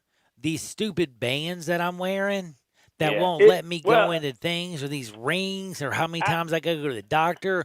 I'm not tweeting about the fact that, for 2 days they leave this food out the door. Again, this isn't 3 hots and a cot. And again, I know they have Twitter, and if you saw what the WNBA girls were eating comparatively, you would be thinking to yourself, damn, I need to shut up. I do agree with you. I do think it's definitely tone deaf. I agree with that. It's definitely tone deaf because nobody's feeling sorry for you. I mean, this is, I've heard it being referred to as a $1 billion bubble. Yep. When in fact they're paying $150 million. 150, yes, exactly. Yeah, and so it's really not that much. It's definitely tone deaf, and so nobody's feeling sorry for you. So, I think you're going to get a lot of that just because guys are bored.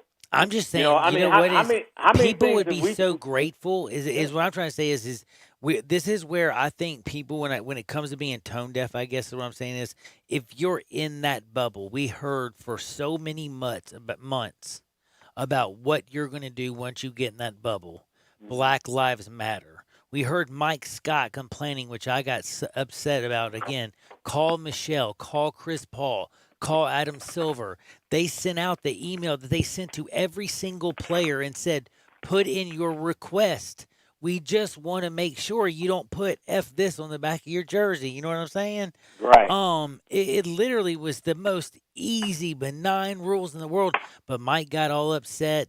Again, this kind of gets upset. And this is what I'm trying to say is the players themselves from Kyrie Irving, who's not even there, to all the big time stars, said that they were going down here to make a statement. Well, damn, man, are they not missing the boat right now? Is what I'm trying to get out right now, Ron. Like, don't if you want to compare yourself to normal people, if you want to compare yourself to actually caring about normal people, don't complain about your sushi dinner, and don't like. I guess how do I say it? Like look at what's really going on with the WNBA. Look what's really going on with what the lady said for the Atlanta Dream. Look what certain people are saying. Talk about the stuff that you want to. Just stop tweeting out your damn food. Yeah, I don't see any point in that. Again, I think a lot of it is boredom. Do you think it's just boredom? Yeah, because think about how many things we tweet about when we're bored. I know I do. I do. And people know when I'm bored because I hit retweet like 20 times in a row in 5 minutes. Yeah, and so, but I think you said it best. It's tone deaf, for sure.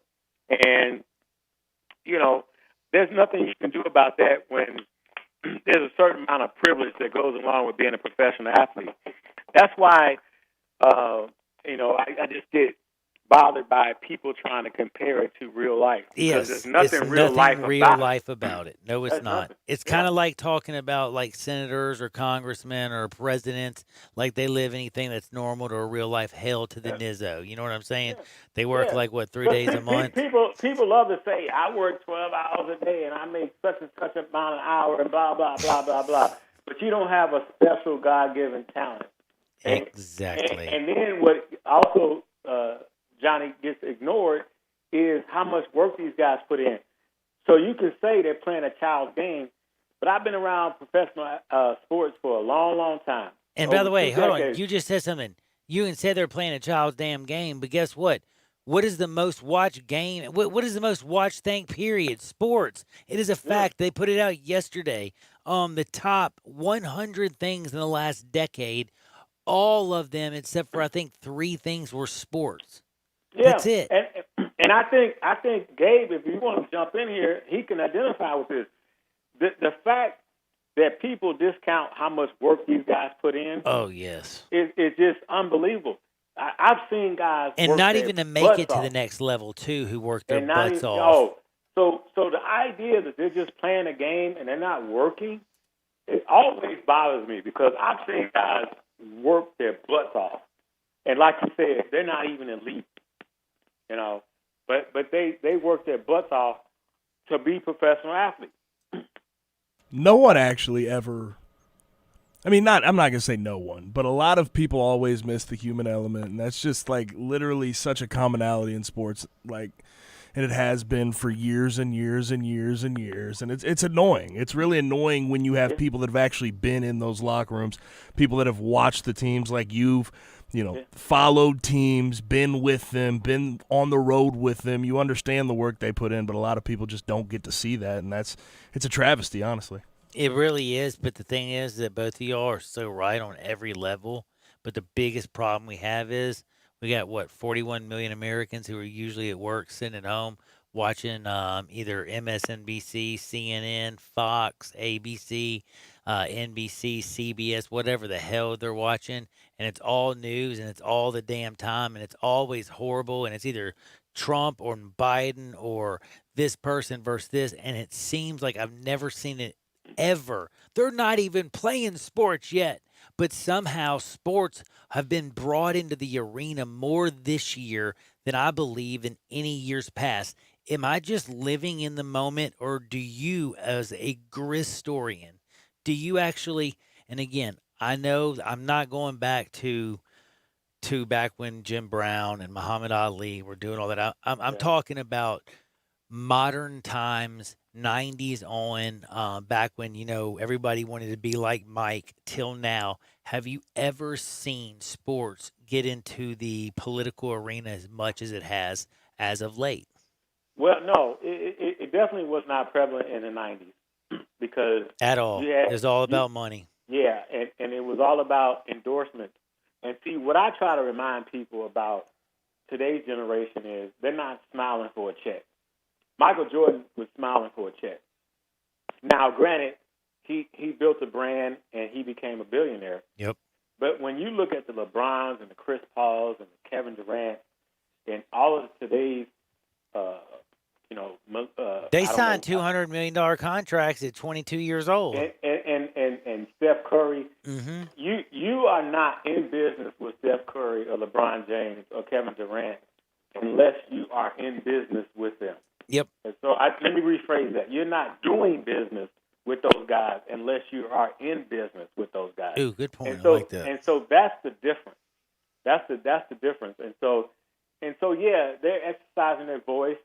That's why I push back against the platform. Is this a trickle-down effect, actually, though, in a different way, where we're seeing the college athlete actually looking now, saying, damn, I am a star athlete at a huge university, and my coach is making $5 million, and I'm his best player.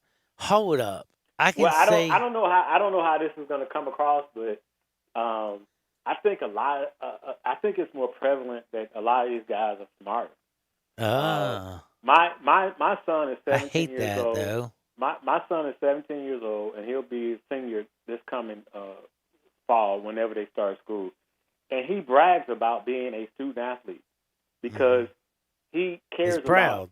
He cares about getting grades. And it's no longer just cool to be a just baller. go and play. Yep. Just go be a baller. Football, basketball, whatever, you name it. And a lot of these guys are a lot more. When I say smart, I don't just mean book smart. I just mean World they're smart. More aware. They understand their branding, by the way. Yeah. That's a fact. They're Listen, more conscious. Yep. And they are learning. Hell, they're better at the damn voice. social media platform than we are. Yeah. Look who gets in more trouble. Is it not politicians and senators and pro athletes, or is it kids? Yeah. It's the big people. They're learning to exercise their voice, and it's a beautiful thing because we need young people to be energized. That's why we need people to go and vote. Dude, have you seen that little girl, by the way, who's like playing her guitar, singing and stuff? Like, I don't even know how to explain it again. What I'm saying is, I think she's probably like 12 years old or whatever. Like, she realized she had like a talent. She wrote like a little song about like peace and love. This thing's been watched like 5 million times. It's gone viral. Like, young people today are a lot more in tune with basically, what would I say, public relations and understanding how to navigate basically the internet and socially knowing how to navigate things. Like, you don't see as many young people like Gabe Kuhn basically step in a big pile of S like you see a lot of older people do. Yeah, because, first of all, racism is taught. It is. And it's absolutely taught because a lot of young people now are not going for it. They realize what a diverse culture we are, and they embrace it. And they embrace it because we're all the same. But when you have people who teach evil and teach racism, then you get the Karens, and what do they call the male version of Karen?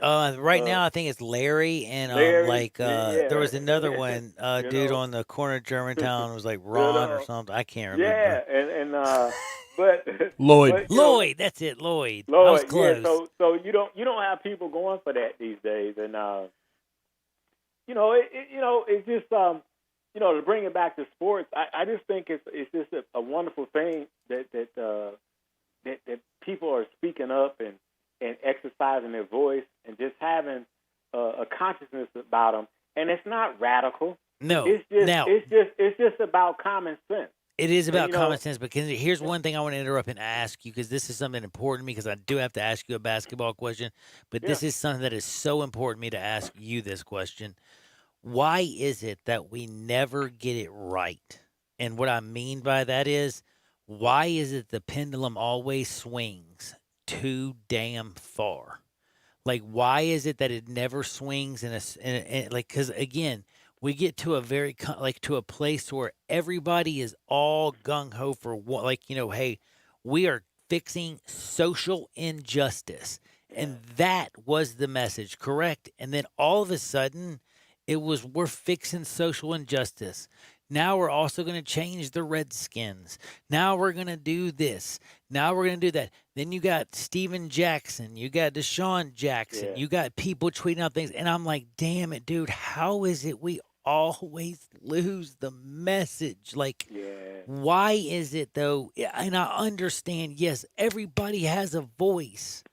But why is it you can't see, like how it is that sometimes your words and your platform are real powerful. And by the way, again, people forget words do have power. They really, really do. You know what, Johnny? I don't even know how to answer that, and I'll tell you why. Because I went to the University of Illinois, and we were known as the Fighting Illini, and still are. And as a young journalist pursuing this craft, I still have audio tapes for you young people listening. I have audio cassette tapes of me interviewing leaders of Native American communities about them trying to remove the Chief Illiniwek from the university, and we're talking about early 1990s. So this has been going on for a long time, and that's why I can't answer that question. Because it's hard. Because you know, I as a young journalist in college, I was writing about the same issue. Yep, So, I hear what you say. Like I pulled it up the other day. Like 1992 is actually when it was like the whole movement actually started. But again, that's the whole thing about like educating yourselves and pendulum swinging. Again, you know, I brought this up. You know, there's over 7,500 articles written from 1700 to 1856, just basically between what was called the Redskins and the white man. And let me mention this. Like you brought up the Georgia senator or representative, you know, and she's anti-Black Lives Matter. Yes. As it relates to the WNBA, and this is why I think the whole idea of systemic racism is being talked about. I had a boss at the Commercial Appeal who told me to my face that that whatever he said shouldn't have offended me. And the idea that he felt he told you it shouldn't have offended you? To say that is just ridiculous. You do not get to tell me what offends me. And so point. When it comes to Native Americans and the Washington Redskins and Chief Illiniwek and Indians and all this stuff, you don't get to decide. Thank you. That's what I've been saying the whole time. I want to talk, like, I want to hear, there's, like, the thing that breaks my heart, there's only 5.6 million, according to the U.S. Census, Native Americans actually, and I talked to a bunch of them, and they don't even like to be called Native Americans because they say this: I was in these lands 2,400 years before you showed up. The United States is 244 years old. We were here, 2,600 years ago, basically, is what they're saying over that. And I do understand. They're like, hey, we're Indians, we're Cherokee, we're Chickasaw, we're Navajo, we're whatever, and I get it. And I just what I'm trying to say is I am tired for that 20-year-old kid in school speaking for a 5.6 million people. And John, you know me, and I know a lot of people listening to me might say, "Oh, Tillary's about to play the race card." Well, Ron. No. Here's the reality. This is what systemic racism looks like. Yep. When Lionel Hollins becomes the Grizzlies head coach, I get called into the office, and they say, "Can you cover this guy?" And I'm like, "What?" What do you mean? Well, you've known him, So what's that code for? Okay, how many assistant coaches have I known throughout my career that happened to become head coach? Dave Yeager, like through the Grizzlies. Lord, so, you were the Grizzlies. And so Dan Wolken knew Josh Pastner for a long time. And when Josh Pastner became head coach, do you think they pulled him in and said, "Can you cover this guy?" Nope. So, okay, if you think I'm playing the race card, so be it. But I'm just telling you, this is the kind of stuff that happens, and everybody has a story. If they brought in Woken, they would have brought in a bag of diapers and a pacifier, and they're like, "Could you cover this guy?" I promise you, that's the first time you've ever heard that story. No, I promise you, it is. You've never told me that on air, off air, anytime. Ever. Yeah. That's the first time you ever, because we don't wake up carrying that stuff. But I'm just saying, it happens. It exists. And I'll call out the Commercial Appeal. I'll call out Sports 56. I'll call out anybody. You will. Because you'll call me out when I screw up. You call me up when I make a mistake. You called me immediately in 2 shakes of a lamb's tail. Yo, homie, you were wrong. So that's again, like, I appreciate that, and that's why I think you're a great, a great, like, not just a Grizz historian, but a historian and just a good person. And again, as much as I want to ask you everything about what's going on in this bubble, I want to get and talk about the Lakers. The Grizzlies, I just think our conversation that we're having is more important right now. And I wanted to ask you, though, personally, how bad did Deshaun Jackson and Steven Jackson hurt, truthfully? Because I feel like they gave the Karens, they gave the senator of the dream, Miss, what's her name, Loeffler or whatever, they gave all these people, as long as, like, they get to throw in anti-Semitic, and, oh, he talked Hitler, and that's part of Black Lives Matter. And it's amazing how just 2 powerful people can make a simple mistake. But when you attach Hitler to it, it basically deflates almost, it deflates a movement almost. Do you know what I'm saying? Yeah, you know what? I honestly can't speak to that because I do not know what they said. Oh, that's bad. I honestly don't know what they said. And I'm not trying to bail on you. No. You don't want to watch it. I know how it is. You don't want to watch it. I don't know what they said. I just will say this: for that senator to be anti-Black Lives Matter and for people to make it an organization and not a movement. Well, again, that's what I'm saying. How fast are people to that? Yeah. That's the thing that breaks my heart. Yeah. You don't, and this is where systemic racism comes in.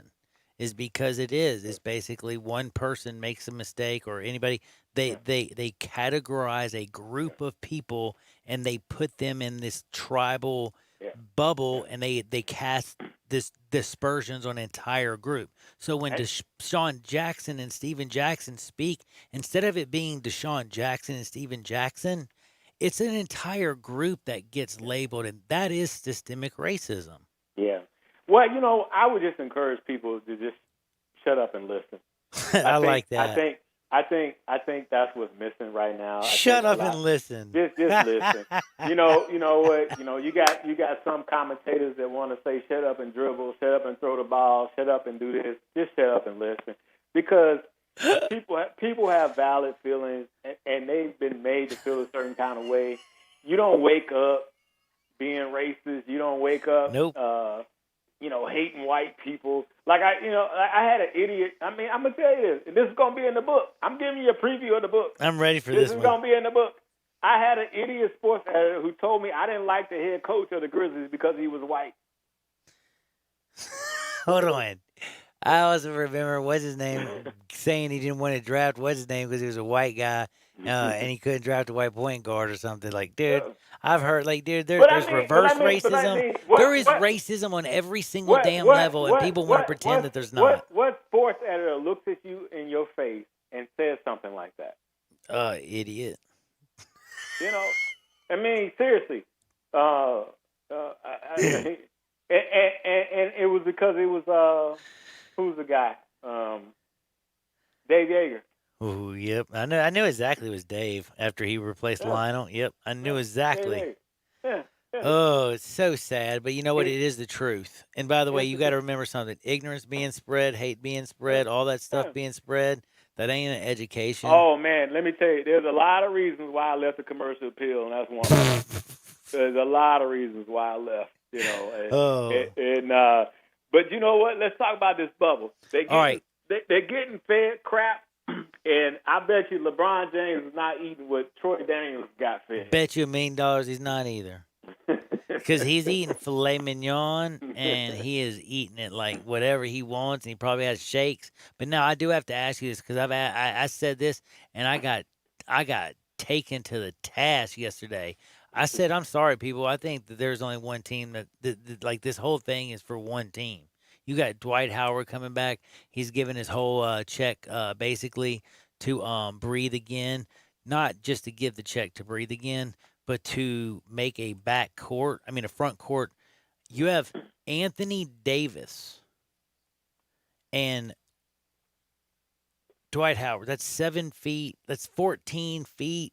What? 700 pounds almost. I mean, or like it's getting close. I mean, it's like 14 feet, 600 pounds. Damn it! Those are two monster men that can basically take care of the rim. And you know what you do? You put LeBron James, and all he has to do is worry about small forwards, shooting guards, and point guards because you got AD and Dwight Howard in the back. And I know we talked about back in the day, pace and space, Steph Curry. Oh, it was the Golden State Warriors. This year, with LeBron James being LeBron James and the fact that you have two monsters in the back, is the Lakers, are they not the team to beat? Well, I think they're one of the teams to beat, but my money's on the Clippers. I think they're deeper. You a quiet man. And I think they're more versatile. I'm going Clippers as the favorite if they're healthy. And it looks like they got everybody coming to the bubble.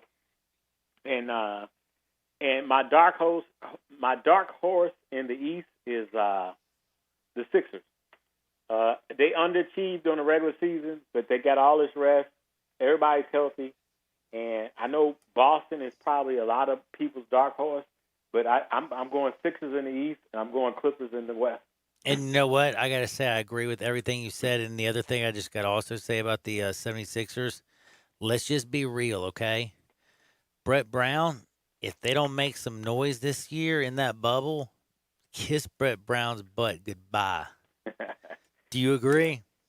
Well, they've been a part of that process, and I don't know if I agree. I think they just ride or die with them. And, really? And I think it's nice when organizations allow their coach to grow with the team. Oh, I think it's nice. I just don't know many billionaires that are that patient. I don't know if you can bring somebody in at this point that's going to put them over the top because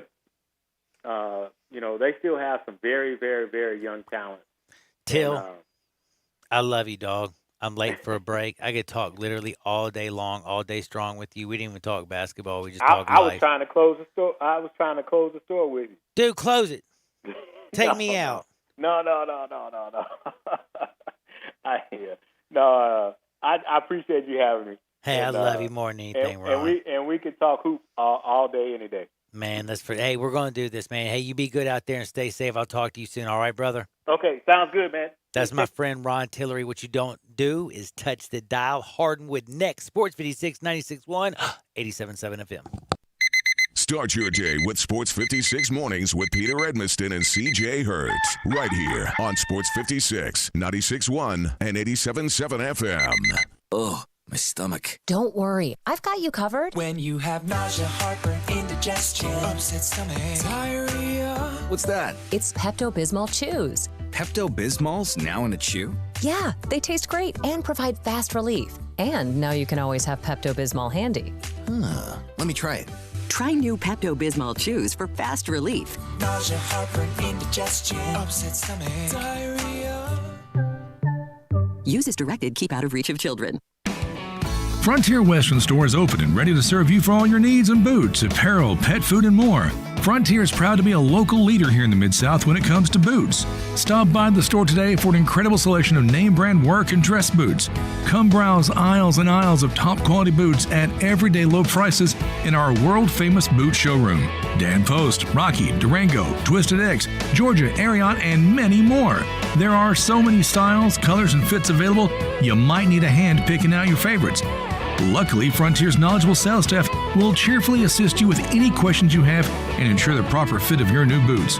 Frontier also has an amazing selection of jeans and shirts by Wrangler, Ariat, and Carhartt, as well as a fully stocked women's boutique department with thousands of tops and dresses at unbelievable prices.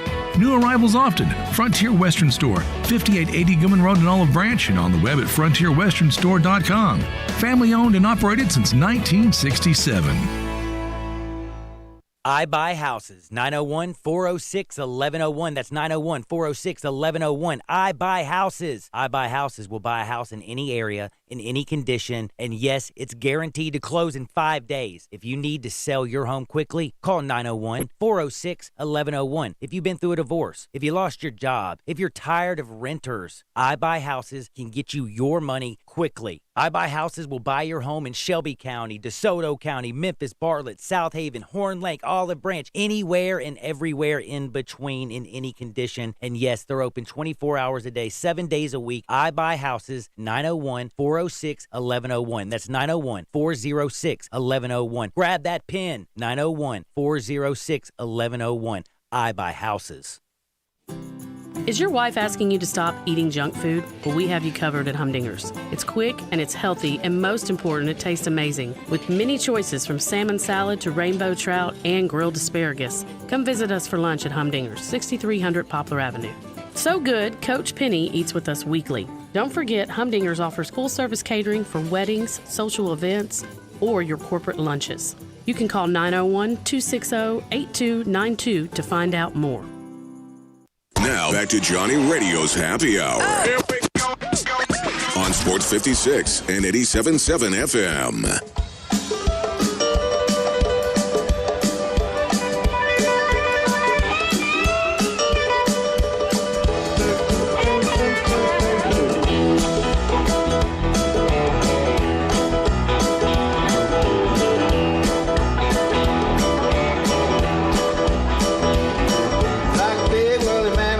By the way, I love Willie Mammoth. They say you should wear a coat. That's at least from my buddy over at Widespread. Sports 56 Happy Hour. I'm Johnny Radio. That's Gabe Kuhn. Carl Morris is going to be in the house with Brett Norsworthy and our buddy Drew Barrett for Sports Time to drive you home from 3 to 6. I'm about to give you some hardwood because dadgummit, it feels so good. But I got to ask you a question. Peter Edmiston, I know his favorite animal is a hippo. CJ's is a turtle because he likes Ninja Turtles. Greg and Eli, I have no idea because they're adults. Gabe, what's your favorite animal? A platypus. I'm just kidding. I don't know, man. I don't think about these things on a daily. What is your favorite animal? Did you say woolly mammoth? I thought for sure you were going to say a beaver. I would have said mine's a woolly mammoth. I thought for sure. Why would I say beaver? Because you love Oregon State. Okay, all right. But no, I just thought for sure that was coming. But no, I want a woolly mammoth. I'm going to get one. You watch. They're bringing that sucker back. But I will tell you, I'm not a scientist, but there's a scientist that's going to bring back the woolly mammoth. If you were listening to Hardwood, you would know all about it. But guess what? I got more stories. Like stories. I can't even speak English. They're coming now. Hardwood. This is Access Hardwood. Now, there are so many things to bring up from idiots. Does the Stanford story count as a hardwood story? Nah, that's more news. That's news. Just hardcore news. Yeah, We'll wait till the end. We'll wait till the end. Yeah, to that was drop going to say on the last segment. That's more last segment. Now, Hardenwood-esque. I kind of almost want to start with you in this celebrity beef. Right. Okay, let's do it then. Bro Bible put out these interesting. It's UFC Celebrity Fight Night. He said Dana White should put together a UFC Celebrity Fight Night. It's beef. So we're gonna go through these, and we're gonna talk through them. And they're known ones. They're known beefs. So we'll get into it. Tom Cruise, Justin Bieber. Who wins? The great outdoors. Visit MemphisTravel.com and get outside today and take in some of that vitamin D. We all need that. That's one of the best things for you, especially in these times. 2020, man, it's one of the all-timers, and we visit with one of the great guys of all time. Daryl Smith joins us now from the golf tournament. And Daryl, it is an unenviable task for everybody right now in sports. It's fluid. It's game planning day to day, almost hour to hour. This morning, the Ryder Cup announcement. Earlier in the week, the announcement from Jack Nicklaus's tournament at the Memorial next week, where they are hosting this week. You don't get to do it 2 weeks in a row. I think this year is probably a year you're glad you don't have to. Yeah, no, it's an interesting deal out there in Muirfield Village. They got 2 weeks in a row, so they got 1 week. Right now with the workday event, and then the Memorial tournament that was postponed, and then shortly thereafter, the traveling circus and the PGA Tour will make its way to Memphis, Tennessee, and we'll put on the World Golf Championships FedEx St. Jude Invitational. And we're looking forward to it, Daryl, however it falls out for us. I love the news last week that this year we'll have a little bigger field, 78-man field. Last year was not that big. I know on Thursday and Friday last year was kind of everybody on the golf course. It felt like going off 1 and 10. And then on the weekend, we went to tee times. What do you think is preferable? What do you think the pros really like best?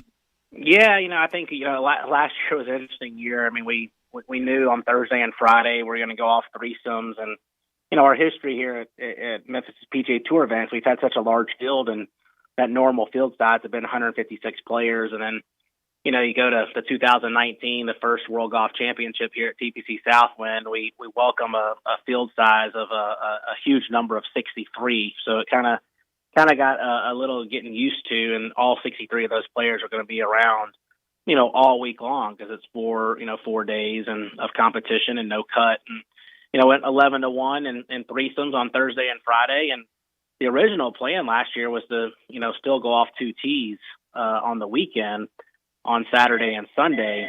And, but unfortunately, or more fortunately, we decided to go off 1 tee in twosomes, starting at 7:45 in the morning. And, I think Thursday and Friday, I think that the guys really enjoy what we did last year. I think that it's just a little bit, it just seems like everybody's on the golf course at the same time, so you're playing under the same conditions. That's one of the things that, you watch the Open Championship, and, it's all about the draw. If you get the morning draw, the afternoon draw, when the weather comes in. But, with the World Golf Championship in a smaller field, all the players are on the golf course pretty much at the same time, so they're playing under very similar conditions. And then on the weekend, it just, to me, feels right for a championship to go off 1 tee, in twosomes, starting in 7:45 and that last tee time, and of course, in the afternoon time slot. So I think we'll be doing the same this year. What we ended up doing last year, maybe threesomes on Thursday and Friday, then twosomes on the weekend. Of course, barring any weather or any issues that we have to adjust for, things like that are outside of our control. I know. I personally, when I'm out at the golf tournament, I love on the weekends where everybody does go off at 1 tee, where I can basically sit down for about 10 hours at one spot and see everybody roll through. But with there being 2 tournaments basically at the same course, back-to-back weeks this year at the PGA, how hard is that to manage? I know how y'all work a year round to manage one event. I mean, how much bigger of a load is it to try to manage 2, especially kind of in a short-term notice, because they haven't had all year to prepare? Yeah, no, it's definitely unique. I mean, of course, it was. It's definitely, I think the main issues as you look at Muirfield this week, and there's already been some stories about it, is that this first week, you have to prepare the golf course in a way that, the scars of this week's event are not going to affect next week's event to a level that will be detrimental to the championship. So, I would say that most of the pressure comes on the field staff and the rules staff and how they set up the golf course. They'll want to be very cognizant of where their hole locations are and, where tee shots are landing in fairways as far as divot patterns and things like that. So I would tell you if there's pressure on anybody, it's pressure on the rules officials and the field staff to set up the golf course for competition. The tournament staff that's there on site, of course, this year is so unique and unlike any year that we've all experienced. And, when you remove the spectator component, which they have there at Muirfield Village, things are a little bit different for that staff. But it'll be interesting just to see the difference in inside the ropes from the way they set up the golf course. And while you're not going to be able to make the golf course totally different from one week to the next, I do think you'll see the Memorial the second week of their stay there. I think the tournament will play differently. The greens can be sped up. The hole locations